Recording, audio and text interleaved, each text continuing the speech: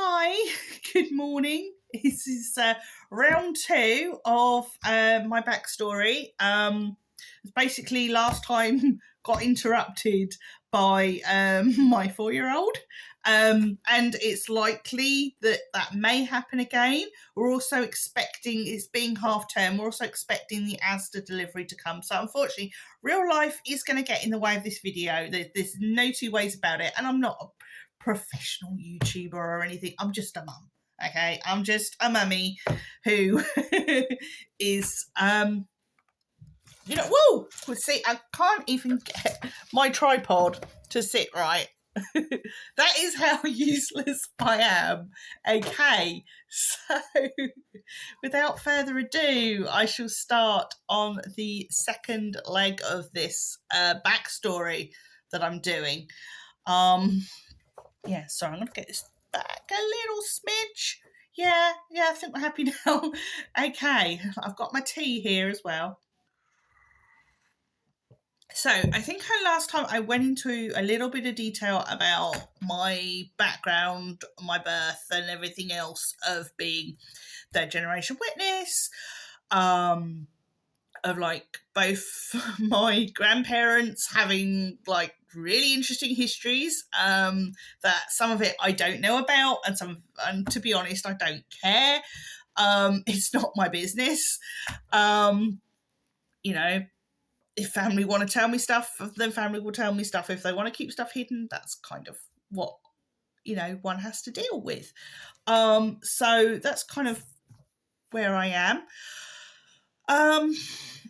My upbringing. I didn't really know. All I can say, and I think I mentioned before, I really hated Sundays. Like I was coming into this, and I got disturbed last time, but I really hated Sundays as a kid.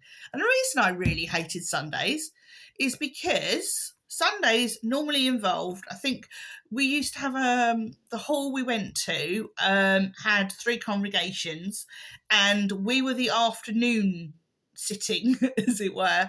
So it meant that my dad would always cook, because he loved cooking, he still does. He would always cook like a roast dinner or something on a Sunday. But it also involved vegetables, and I hated vegetables with a passion, and I used to gag and throw them up again and stuff like that. So I really hated Sundays because I knew we had to have vegetables. Not only that, was after going through the torture of the Sunday lunch, I then, which is now my most favourite thing, by the way, irony, going through the torture of the Sunday lunch, I then had to go through the torture of travelling to the Kingdom Hall and going to the meetings and having to sit there. This is like, I think my earliest memories are of about 2 or 3 years old, and having to sit in this hall for 2 hours in an afternoon, being told to stay awake, being told to sit still. And if I didn't, I got taken out and spanked. That's what happens if you don't sit still as a 2 or 3-year-old, because you're supposed to be not spoiling the meeting for the adults. So, it was quite common for, and as far as I know, still happens. I don't know whether that's changed, but because I've not been to a hall recently. But we used to be carted off, and sometimes children would be crying and saying, no, not again, Daddy, and whatever. And people in the hall used to laugh. They thought that was funny that, the child's being taken off to be spanked. They thought that was perfectly okay. It's not. It really isn't. It's humiliating. It's degrading. It's cruel. There's no two ways about it. That's how I feel about, smacking. There we go. That's what happened. That was the norm. And so that was my upbringing until I turned 5. And of course, at that time, there was loads and loads of kids as well. Halls were always packed. I mean, this hall we went to was a massive compared to what the halls are now. This was massive, and it was always full. Every Sunday it was packed full of people, and loads of kids. There was one particular old lady. I don't know whether any congregation, whether you had the old lady with the sweets or the old man with the sweets, but there was, in our congregation, there was an old lady with the sweets who, after the meeting, all the kids would go over, and probably because she was lonely and she wanted to talk to children and everything else, but she'd always have sweets. And we'd all go over there and we'd all have the sweeties. And sometimes parents would tell us off and say, really shouldn't be going over to see Lucy just because she's got sweet. I'll say, because she's passed on now, so it's okay. But yeah, we just knew her as Lucy, and she used to give us sweets, and she was lovely.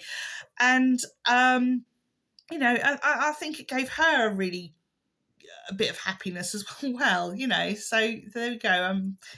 That's one of the nice things I can remember, because you do remember nice things. And I had loads of friends, and I didn't think anything of it up until I started school. And when I started school, my parents told me that, I mustn't go into assemblies because assemblies are bad. Jehovah's Witnesses don't go to assemblies because assemblies are bad. They've got Satan in them. Everything had Satan in it. So, and I knew Satan was bad. So everything had Satan in it. School assemblies have got Satan in them. So you can't go to school assemblies because they do... They do hymns, and hymns are bad. Hymns are Satan. So anything bad was Satan and evil, and that's how it was. But the school I went to, my first school, there was a lot of witnesses in the school, and so we all used to have to go to the school library, which was incidentally outside the assembly hall. So we used to go there, and we also muck around, and the secretary of the school used to tell us all off and tell us to be quiet, and we used to think, oh, she's a bad lady, she's telling us to be quiet, but she's trying to do her job, and there's all these rowdy kids. There's about at least 10 of us all mucking around in the library, so to be sitting quietly and reading.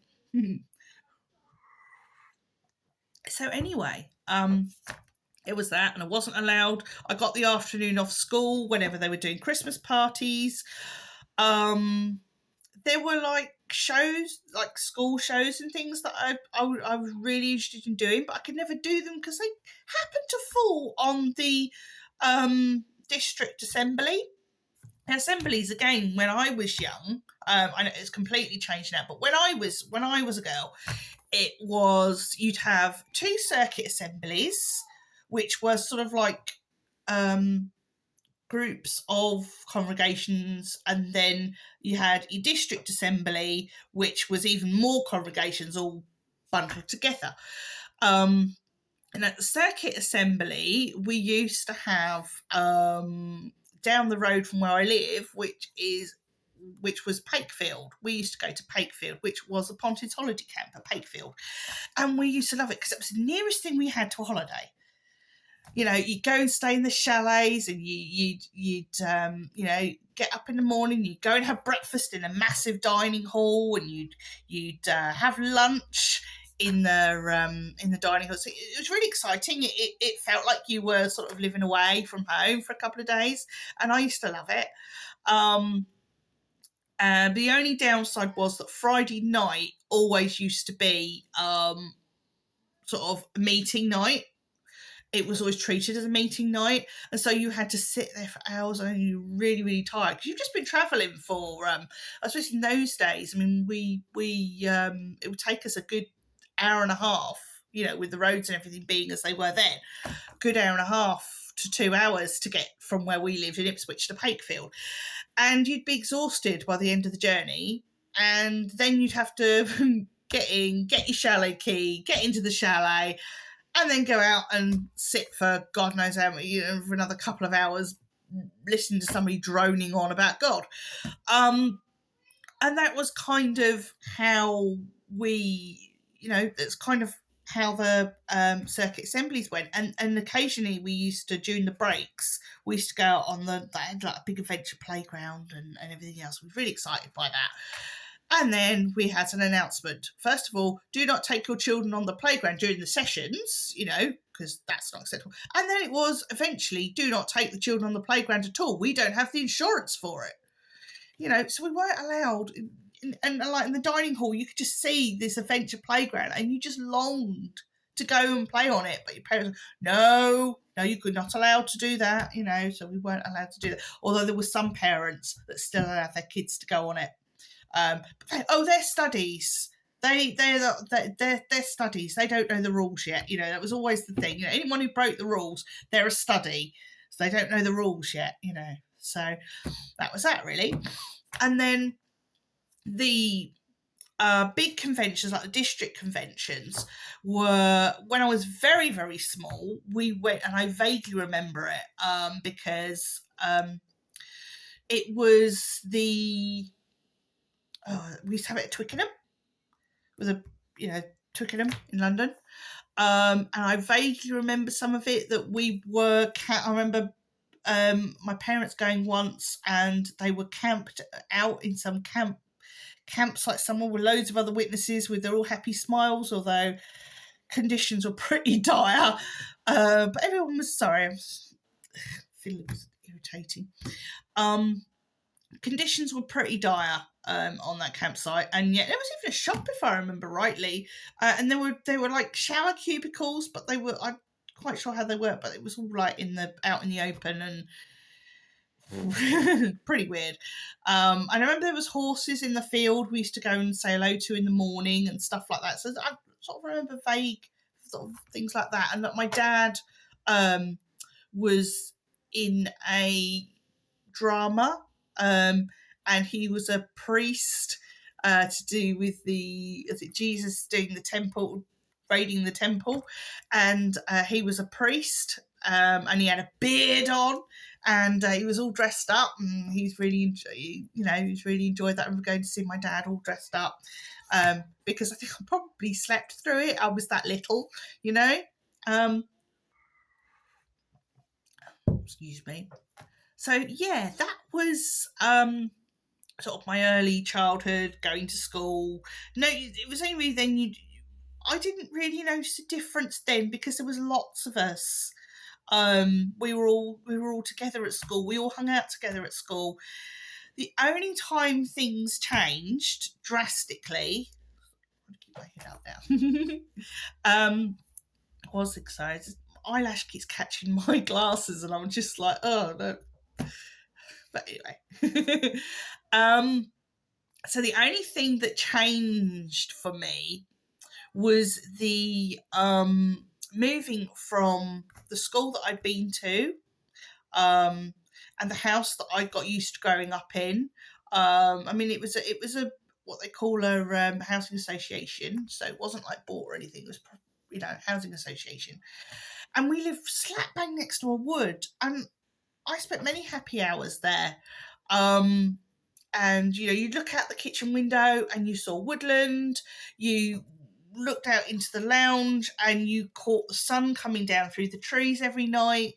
It was beautiful, it was really lovely. It was sort of very, very magical, very, I think that's my first sort of understanding of the magical world was living in this house. It was a modern house. We were the first people to live there, and it's still there.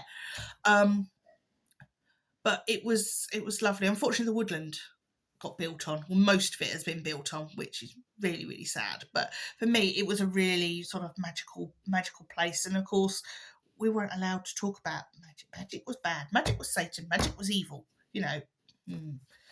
But there we go. That's sort of what. So I'm still getting used to this thing. I've got a new tripod, a new phone. So I'm still trying to get used to angles and stuff like that. So if I fiddle about with it, I'm really sorry. So yeah, that's kind of, we moved from this place that was practically in the countryside. I mean, you used to look again, looking out of the lounge in the distance. We used to see them building I think it was the A12.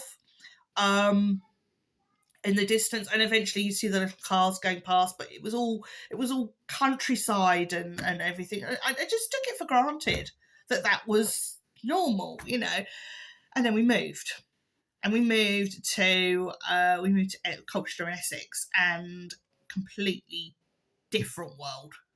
We moved from being practically in the countryside to being on a main road with lorries that shook the building or shook the doors as they went up the hill. And it was smelly, it was dirty. It was this old Victorian terraced house, kind of what I live in now, but it's old Victorian terraced house, and it was just had this amazing long garden. We had a massive garden compared to what we had before, but most of it was made up with vegetable patch, which my dad happily dug over, and we got loads of veggies out of it. That was a really good part, because the house we had before, we didn't have that. But yeah, it was. My dad's always been a very practical person, likes to build things, likes to half build things. Sorry, Daddy, but he does. But we'd gone from this sort of magical woodlandy world to this sort of right in the town. I felt ripped from it. I felt ripped from where I started from to this place which I didn't know, didn't understand. And then I'd gone from going to a school where there were lots and lots of witnesses and I didn't feel the odd one out, to going to a school where I was the only witness. And that was just like, it was torture. It just, for a start, I just sit in the classroom by myself during assemblies, and I could hear them all outside singing, and so I learned a lot of hymns that way. I like to know a lot of school hymns that way, just by sitting on my own in the room, and I could hear, because it was a really old school. The school I'd been to before was a fairly modern building. This was a really old, over 100-year-old school, and I could hear all the creaks and groans, and it has that really oppressive atmosphere, and it was just horrible. The teachers weren't very nice. The headmaster just was really confused as to Jehovah's Witnesses and what they're about, and how come, if they believe in God, do they not want to go to assemblies and not want to do this? They're all a bit weird, So then I started really understand what bullying is. That I'd had a little bit of bullying in, I think, the infants. There were some big kids that weren't very nice to me, but they soon left and there was no longer a problem. But this was real full-scale bullying for this point, being shut. One boy trying to shove my head down toilets. They used to lock me in the old-fashioned toilets. He used to drag, when I was waiting for my dinner, he used to drag me in and shut the door on me, and it was pitch dark, and I couldn't, because these really sort of old-fashioned outdoor toilets, and I used to be absolutely terrified, and he'd hold the door, and you could hear him laughing on the other side, and he just particularly just decided to pick on me. It probably didn't help that people were also telling me he was a girl, because I think he had a Irish background and he sometimes wore a kilt, but because I didn't know any of this, they used to tell me that he dressed up as a girl, and that probably didn't help things. But no, he took a real dislike to me, and other kids did. And they were okay with me at first, and then when they sort of realised I was going to be a bit different and I had a different background, they suddenly got really nasty, and they'd push me. They'd bang into me when they passed me. And I desperately just wanted to make friends. I just wanted to have friends, and I didn't in that junior school, and nobody really helped me either in that place. My mum would go up to school and try and say, look, this is happening to my daughter, blah blah blah blah blah blah, and they just weren't interested. They did not care one little iota about one silly little girl from a cult. Who cares? And so nothing happened, and I just had to put up with it. And of course, that reinforces your, and I would say to people who bully children of a religious background that all you're doing is reinforcing to them that their religion is right. You know, you're only reinforcing to them that their religion is right. It is kindness that gets people out of cults, not bullying. And that is, you know, you have kindness and kind words, kind treatment, and I'll come to that a little bit later. But you know, that's what gets people out of cults anyway. But so I endured this for several years, and then it was time to go to senior school, and I thought going to senior school, I wanted to go to a particular senior school because there was all other witnesses there. I wasn't kind of in the area, but my parents eventually got me into that school. And I thought, great, there's going to be other witnesses. It's going to be like it was in my first school. There's going to be people there who are going to be on my wavelength. There's a lot of witness kids there didn't want to know because, you know, as I say, it wasn't just with to go back. Oh, I'm getting invaded again. Hello. We had to put up with this, you see, because it's half term, and unfortunately, my little one, he really does like to make his presence known. Hello, go with your sister, please. Say goodbye. He knows I'm doing a video and he likes to get involved. See you later. Right, back to the story. Yeah, so when we changed, also when we moved from Ipswich to Colchester, it was kind of a real culture shock as well with the congregations. They seemed to me, I think we swapped about, we went from there was two congregations when we got there, and then that split into three.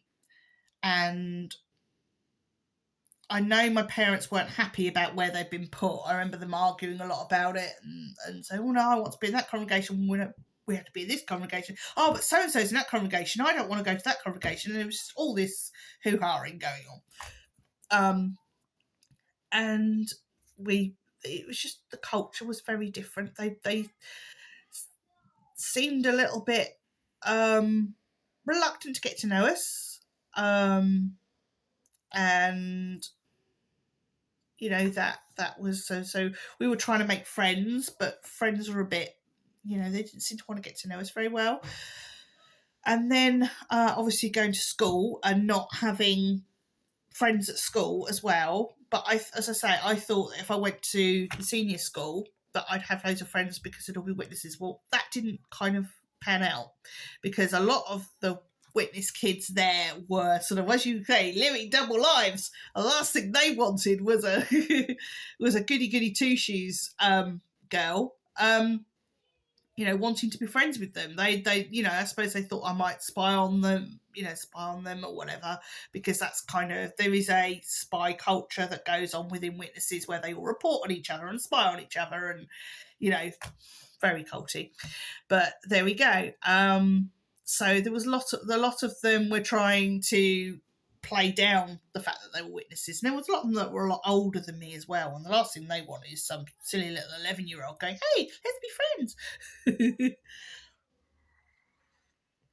So there was that. And also around that time, which might have had something to do with the reason why maybe people didn't want to sort of have much to do with me, is the fact that my parents, or unbeknown to me, my mum had a relationship outside of marriage, you know, and that had not been with a witness either. Something to do with someone that she met in the school, you know, picking up kids in the schoolyard, and so that was all a bit of a, you know, I don't talk to my mother about it. Apparently it ended badly. My parents moved away from that particular part of town. We moved to a bit bigger house with a massive garden. That was good for me, and it was also near my school. But I think that was the beginning of the end of their relationship, as it were. They were certainly beginning the end of their marriage. They get on really well now. But that was certainly the beginning of the end of their marriage. And, you know, I know from what I understand, a lot of other stuff went on, stuff I don't know about. So it's not for me to comment. But I know that it was a really sort of hard time, that, you know, stuff was going on behind our backs that none of us knew anything about, or parents were very careful to keep these things from us. And so it was quite a long time before I found out about it, and I was just like shocked. Why would my mum do that? You know, and I didn't find out for a good couple of years after that had happened. But yeah, and so that might be another reason why they were a bit distant from us, because that's like bad association, you know. From what I understand, I don't know if it was that, but my mum was privately reproved at some point. I don't know whether it was that or whether it was something else, but I think that was she was privately reproved at some point. And then I think it took another year or so before my parents finally, well, before there was like a big break. My mum tried to leave my dad, but it was done in a way that was really quite painful. For me, I felt kind of really betrayed, because what she said to us is, oh, it was like towards the end of the school holidays.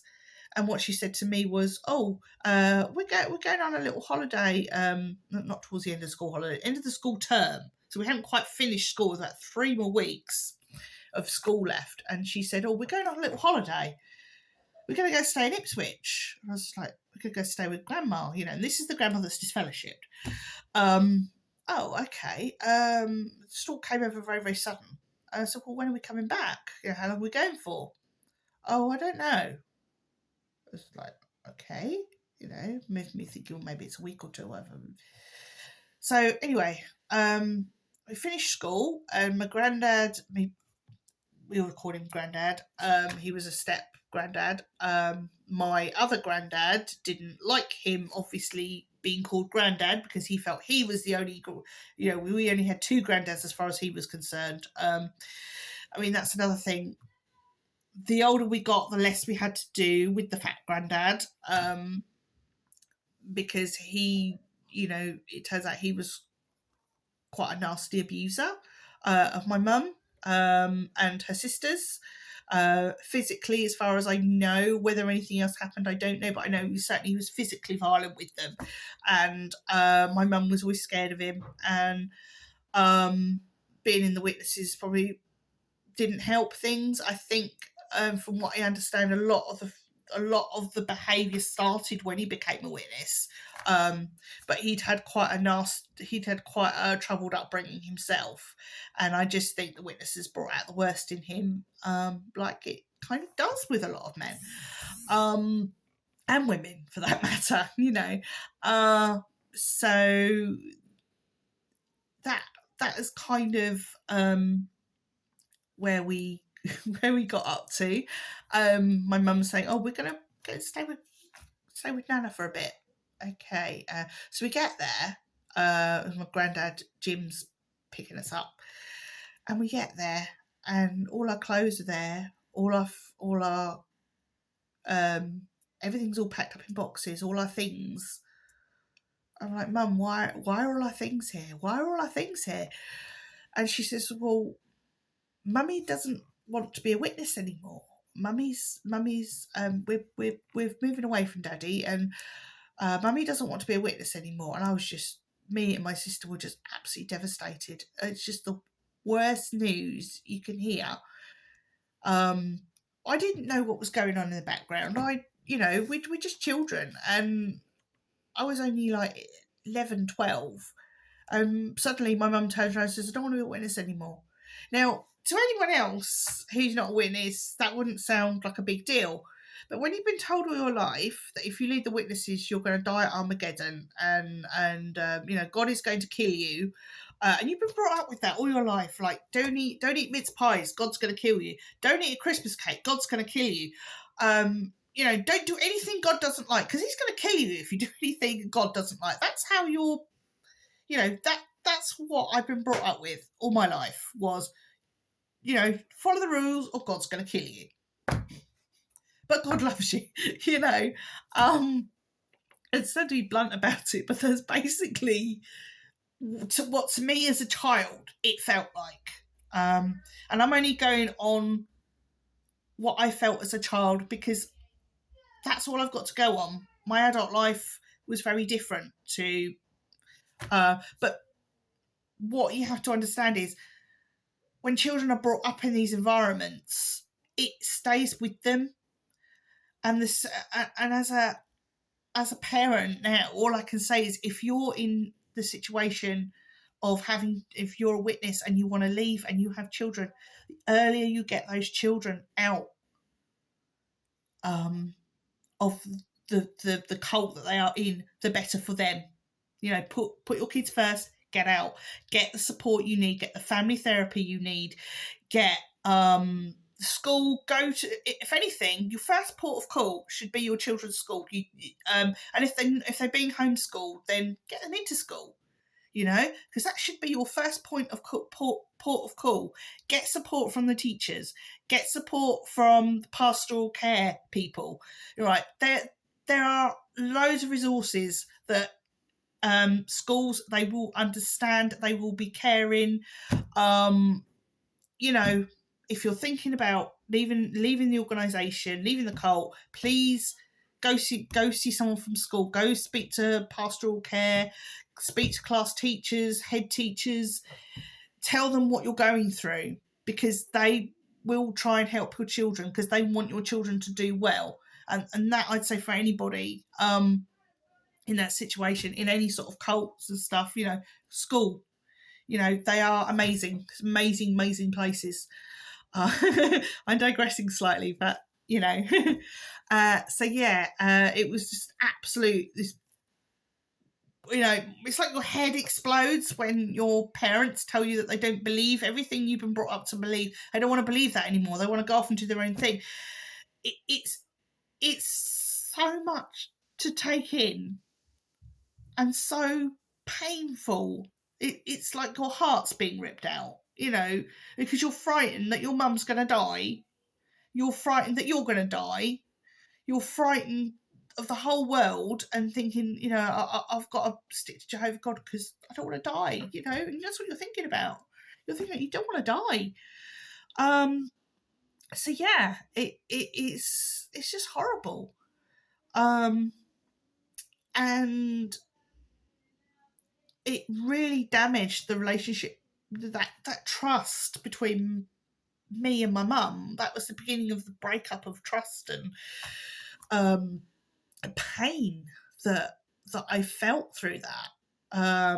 It's just I can't really describe it. You know, I was only 11 or 12 to feel that pain. It's just, oh, you know, don't put your kids through it. Be gentle when you know you're planning on leaving the organisation. Be gentle with your kids because they are fragile little things and they need a lot of love and support, not from within the organisation, from outside the organisation. They need loads of support from outside. That's a really big thing. Get your support system even before you start. You know, go to school even before you start planning your exit strategy. That should be part of your exit strategy. Should be go to the school, get support from the school, say this is what you're wanting to do.